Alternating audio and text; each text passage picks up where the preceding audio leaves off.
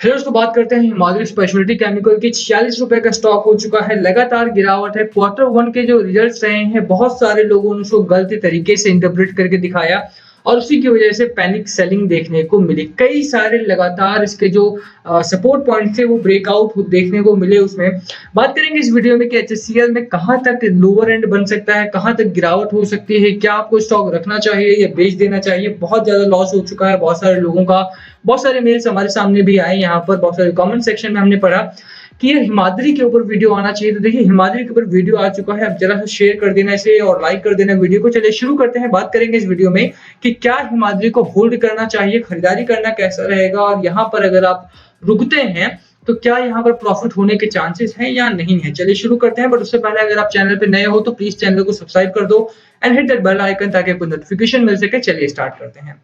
बात हिमाद्री की करें, सबसे पहले चार्ट पर नजर डालें तो एक अच्छा हाई लगा रहा था स्टॉक आपका, आप देखेंगे तो यहाँ तक स्टॉक आपका गया था 62 63 तक का हाई लगाया स्टॉक ने और वहां से कूलिंग ऑफ पीरियड आया और लगातार तेजी से स्टॉक में एक गिरावट देखने को मिली। आप देखिए कि ये कोई स्ट्रेटेजिक गिरावट नहीं थी। हाँ, हालांकि 2-3 बड़े ब्रोकरेज हाउसेज ने यहाँ पर माल डंप किया था। अब उस डिसीजन को आप चाहे एक सप्लाई ओवरफ्लो के तौर पे देख सकते हैं, ऐसे भी देख सकते हैं कि ब्रोकरेज हाउस ने जानबूझ के ऐसा किया, प्रॉफिट बुकिंग की और जो रिटेल इन्वेस्टर है उनको भुगतना पड़ा। यहाँ पे लास्ट वीडियो में मैंने आपको बताया था कि बीसी इंडिया ने अपने लगभग 2 करोड़ 2.5 करोड़ के शेयर्स के आसपास वहां पर बाजार में डंप किया था, लगभग 2.5% शेयर्स के आसपास डंप किया था। निपन इंडिया ने भी किया था। तो बहुत सारे बड़े ब्रोकरेज हाउस, बहुत सारे बड़े फाइनेंशियल इंस्टीट्यूशंस ने अपने शेयर्स डंप किए थे एचएससीएल के और इसी वजह से जो सप्लाई थी वो कहीं ना कहीं ओवरफ्लो होती हुई दिखाई दी और इसी वजह से स्टॉक में पैनिक सेलिंग रिटेल इन्वेस्टर की तरफ से भी आई। अब अगर आप देखेंगे ना तो यहाँ पर कई सारे सपोर्ट पॉइंट्स ब्रेक हुए हैं। हम सबसे पहले सपोर्ट पॉइंट्स देखें तो एक सपोर्ट हमारा यहाँ पर था जो लगातार तेजी से ब्रेक हुआ, उसके बाद दूसरा सपोर्ट हमारा यहाँ पर था जो दोबारा ब्रेक हुआ और तीसरा सपोर्ट हमारा यहाँ पर था और चौथा सपोर्ट जो आज के दिन में ब्रेक होता हुआ दिखाई दिया है।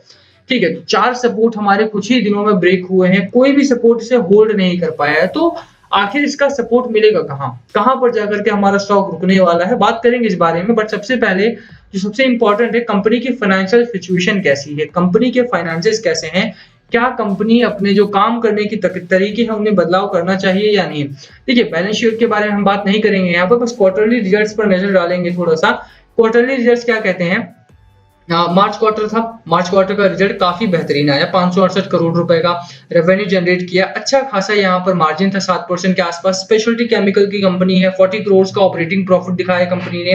हालांकि पिछले क्वार्टर से थोड़ा सा कम था but still they have growth, they are in growth. तो अब देखिए एक जो सबसे इंपॉर्टेंट काम हुआ था इस क्वार्टर में वो ये था कि 16 करोड़ से 22 करोड़ का प्रॉफिट इन्होंने बढ़ाया था और यही बड़ी वजह थी जिसकी वजह से कंपनी ने अच्छा एक तेजी दिखाई थी यहाँ पर। उसके बाद भी मार्च क्वार्टर का जब रिजल्ट आया उसके बाद भी यहाँ पर तेजी बनी रही। एक्सपेक्टेशंस आई कि जून क्वार्टर का जून क्वार्टर का भी हमारा जो रिजल्ट है कुछ इसी तरह का आने वाला है। जून क्वार्टर का रिजल्ट आया, 541 करोड़ का रेवेन्यू जनरेट किया कंपनी ने, 35 करोड़ का ऑपरेटिंग प्रॉफिट, मार्जिन में गिरावट हमारे सामने देखने को मिली और साथ ही गिरावट हुई नेट प्रॉफिट में। अब गिरावट तो सबको दिखाई दी यहाँ पर कि कंपनी में गिरावट हुई। आपको ये चीज नहीं ध्यान में आई कि सेकंड वेव से इसी दौरान इंडिया हिट हुआ था और जिसका एक सीधा असर बहुत सारी छोटी कंपनीज पर पड़ा है और वही एक असर इस कंपनी पर भी पड़ा है। After the first quarter of this financial year 2 बड़ी चीजें हुई। पहला कि आप देखिए इस क्वार्टर में क्या हुआ, पहली चीज सेकंड वेव ऑफ कोविड-19। ठीक है, जब सेकंड वेव आई तो बहुत सारे दोबारा से वही सारी सिचुएशन हमारे सामने आई, लॉकडाउन दोबारा से हुआ, दोबारा से कंपनीज बंद हुई, दोबारा फिर लिबरल्स शिफ्ट हुए, बाहर गए और एक्सपोर्ट दोबारा से बंद हुआ। पहली लॉकडाउन से हमने कोई खास सीख नहीं ली थी और दूसरे लॉकडाउन में हमने अपनी गलतियों को दोबारा दोहराया, सरकार ने भी अपनी गलतियों को दोबारा दोहराया।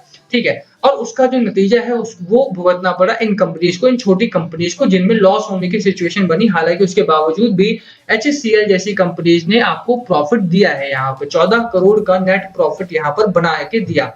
तो कंपनी के फाइनेंसेस इतने बुरे नहीं है जितने बुरे बहुत सारे वीडियोस में, बहुत सारे न्यूज चैनल्स में बताए गए हैं। होता क्या है ना कि लोग बड़ी कंपनीज को प्रमोट करना चाहते हैं, लोग बड़ी कंपनीज को आगे और बढ़ाना चाहते हैं और छोटी कंपनीज को सपोर्ट करने वाले बहुत कम लोग मिलते हैं। यहाँ पर छोटी कंपनीज का प्रमोशन नहीं है, बट इन्वेस्टर के तौर पर अगर आप देखेंगे, जो इंसान 5,000, 10,000, 15,000, 20,000 रुपए एक कंपनी में लगाना चाहता है, वो साल का 15% बढ़ा करके कितना कमाएगा, है ना? और अगर छोटी कंपनीज चलती हैं तो बहुत बेहतरीन चलती हैं। 3 महीने में, 4 महीने में 300%, 400% भी भाग जाती हैं कई बार, और वही हमें देखना होता है, वही ग्रोथ हमें पकड़नी होती है। इतना नहीं तो हाँ, लगभग अगर 20%, 30% भी 3 महीने, 4 महीने में भागती है कंपनी, तो उसका फायदा आपको मिलेगा। और Himadri is one of those company जो आपको इतना फायदा पहुंचा सकती है। 62 तक का हाई लगाया था, दोबारा से ये हाई लगाएगा। 2 कारण है इसके। आप देखिए कि एक तो फाइनेंशियल अच्छे हैं इसके, दूसरा बड़ा कारण है, अगर आप इसके शेयर होल्डिंग पैटर्न भी देखेंगे, तो म्यूचुअल फंड ने लगभग अपना शेयर होल्डिंग को स्लाइट चेंज किया है, but they have increase their share holding. FII, FPI भी छोटी कंपनीज में इंटरेस्टेड दिखाई दी, इन्होंने अपनी शेयर होल्डिंग को इंक्रीज किया है, स्लाइटली इंक्रीज किया है, but they have increase their share holding, जो कि आप देखिए म्यूचुअल फंड की शेयर होल्डिंग पहले काफी हुआ करती थी, and they are again increasing their part. ठीक है, और एफआईआई की भी शेयर होल्डिंग आप देखेंगे तो पहले 2.5%, 3% के आसपास हुआ करती थी, क्योंकि डेट हो गया बहुत ज्यादा, उसके बाद इन्होंने घटाया। अब दोबारा से ये धीरे धीरे करके अपनी शेयर होल्डिंग पैटर्न को बढ़ा रहे हैं, तो इसका ही फायदा आपको भी उठाना चाहिए। मुझे नहीं लगता कि कंपनी अभी बेचने के लायक है, तो बेचने की सलाह तो मेरी आपको यहाँ पर नहीं रहेगी। बात बाजार की करें तो बाजार वॉलेटाइल है यहाँ पर, और बाजार की वॉलेटिलिटी कंपनी को थोड़ा सा शेकी जरूर बना रही है। इस समय पर बड़ी कंपनी ही बढ़ती हुई दिखाई दी है। आयशर मोटर आज भी अगर आप देखेंगे तो बड़ी कंपनी, लास्ट ट्रेडेड प्राइस कितना है, 2500 रुपए, 7500 रुपए, 6500 रुपए, 700 रुपए, 1500 रुपए।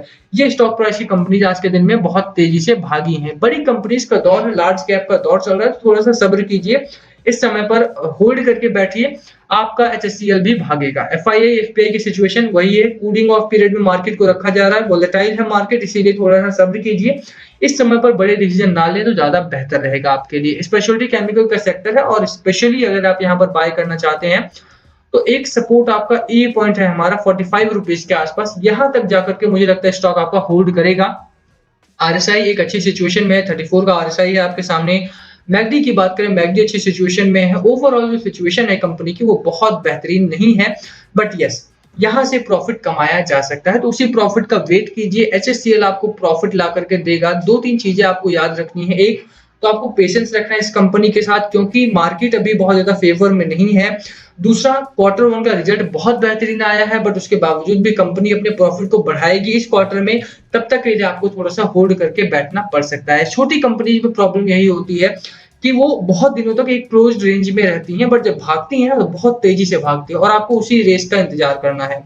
लोअर एंड पर 45 को वॉच कीजिए आप क्लोजली, इससे नीचे जाने की उम्मीद नहीं है। अपर साइड में 53, 54 का पहला टारगेट लेकर के चल सकते हैं आप। नई खरीदारी करनी हो तो less than 2% of your total capital he first trade में लगाना है आपको, इससे ज्यादा नहीं लगाना है। फ्रेश बाइंग उन लोगों को नहीं करनी है जिन लोगों के पास ऑलरेडी ये शेयर्स रखे हुए हैं, तो होल्ड कीजिए। अच्छी खबरें आने वाली है, अच्छी खबरें आई भी हैं। थोड़ा सा मार्केट को सेटल होने का मौका दीजिए, मार्केट को छोटी कंपनीज के फेवर में आने दीजिए, लार्ज कैप और मिड कैप से निकलने दीजिए। स्मॉल कैप का नंबर आएगा तो एचएससीएल भी बहुत अच्छा भागता हुआ दिखाई देगा, तो होल्ड करने की सलाह मेरी आपको यहाँ पर रहेगी। बाकी लास्ट कॉल आपका होना चाहिए, बाय करना है, सेल करना है या होल्ड करना है, क्या है आपकी स्ट्रैटेजी इस कंपनी को लेकर के, इस स्टॉक को लेकर के, प्लीज कमेंट करके शेयर करना। वीडियो यही खत्म करते हैं, पसंद आए तो लाइक करना, चैनल पे नए हो तो सब्सक्राइब किए बिना मत जाना। Thank you for watching NS. Please comment below अगर कुछ पूछना हो, या फिर अगर आप किसी स्टॉक में फंसे हुए तो please comment the name of that stock, हम उस पर वीडियो करने की कोशिश करेंगे। Thank you for watching.